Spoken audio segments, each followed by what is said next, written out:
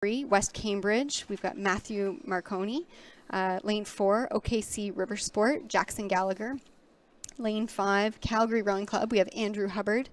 Lane 6 is Detroit Boat Club. That's Will White. And in lane 7 from Argos, we have Will Simpson. This should be a pretty exciting race as well, just as the we have a nice shot here across. You see all the bows. So if you were up there, you'd be able to hear the umpire basically right behind where the camera is, radioing in and letting them know, you know, we need lane 2 in a bit. We need lane 3 out a bit. They're going to make sure as much as they can, every single bow is completely in a line so that every athlete is going to travel down the same distance. Interesting to compare the conditions here at the start to what we just saw at the finish line. You can see it's pretty much dead flat here at the start. They don't really have maybe as much of a sense of what the tailwind's going to kind of become like 2 kilometers down river. That is a good point. With it being a pretty straight tailwind, I mean, you get the 2 kilometers of open water where the water will get to pick up that momentum. Ooh.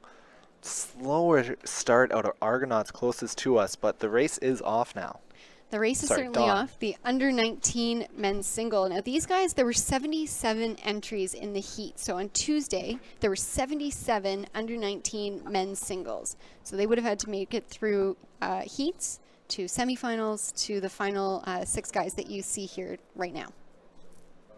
So even just making a final in events with such huge entries, it's a huge accomplishment, and all of these guys should be really proud of themselves.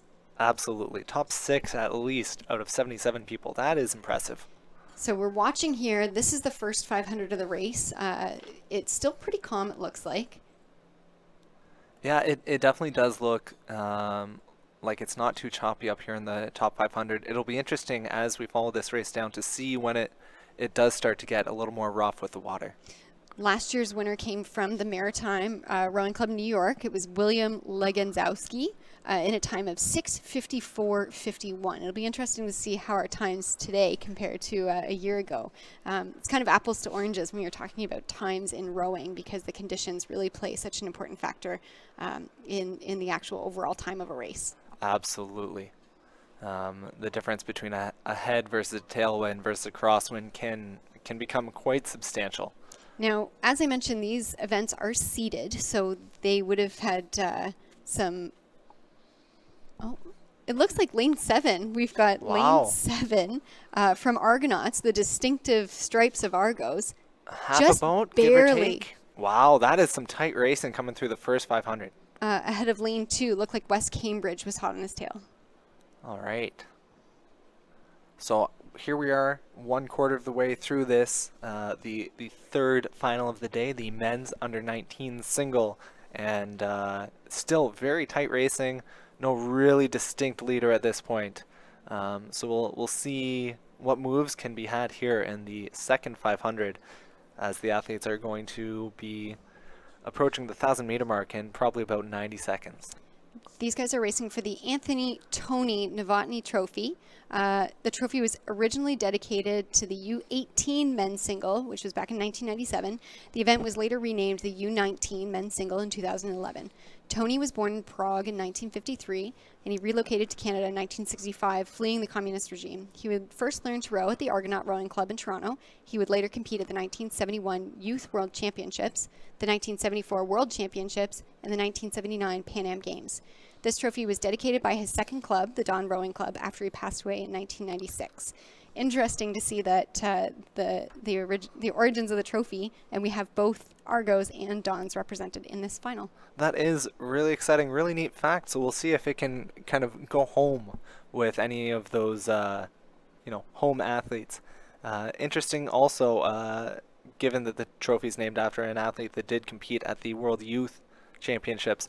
Good to know that we do have a couple Canadian crews racing this week at the World Junior Championships, which I imagine are effectively the same thing. We have, I think, a men's Coxed 4 that's doing quite well. And here we have still a very tight race coming through the 1,000-meter mark. This is an incredible race. Interesting, last year the winner of this event was the only American in a field of Canadians. But our Canadians are doing quite well. I know we've got Kroll from Dons. He's actually in his first year of rowing. This past year he won the Canadian Indoor Rowing Championships in lane 2. That's really exciting.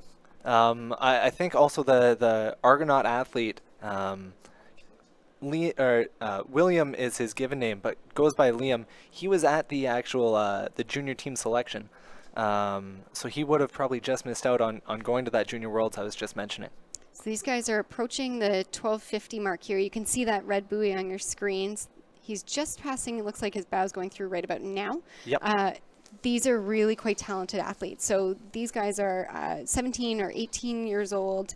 You know, relatively speaking, that's quite young in the world of rowing, and they are not giving up. It looks like you can see he's just looking over his shoulder just to keep an eye on his competition, see where everybody is. This is a tight final. This is really exciting to see as we come through into the third 500, coming to a close. We're going to draw parallel pretty shortly and see just how the field has continued to develop. It has been a pretty tight race so far, and we'll just see what the differences are like coming into the final quarter of the race. You got Liam, it looks like about every 3 strokes, he's got to take a look out and just make sure that he's still in control of this race, and he is not backing down. You can see how hard he's pushing his legs down every single stroke. Oh, prolonged look there, but you know what? It seems to be working out for him. He is, I'd say, about 3 seconds ahead of the next closest crew. So whatever he's doing seems to be working. If it were me as a coach, I'd probably, not that the athlete would hear you as they're racing, I'd probably tell him to just keep your head forward and pull like an animal.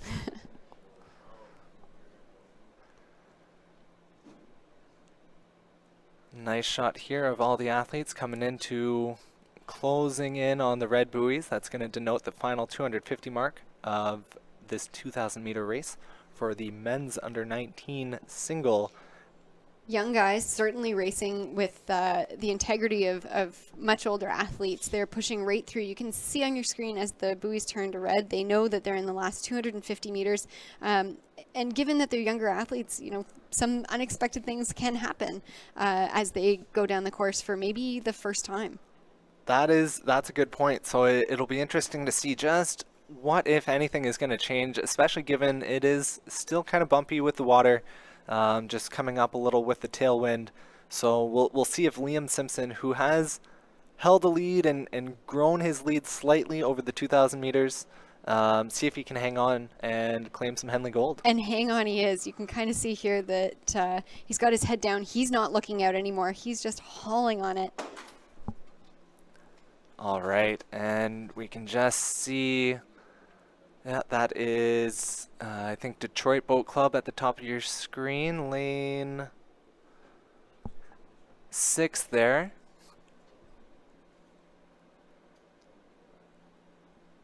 As we pull back a little bit.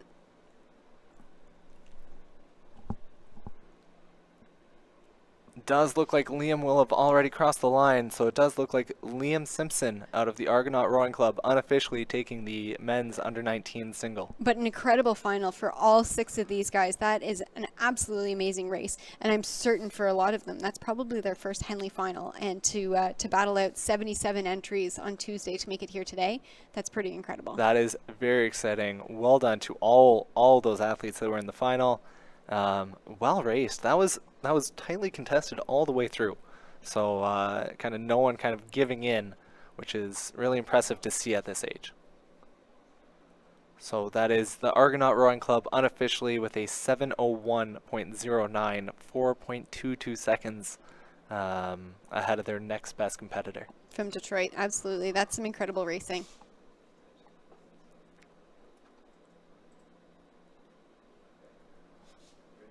And it does go home to the home club of the trophy. Back to Toronto.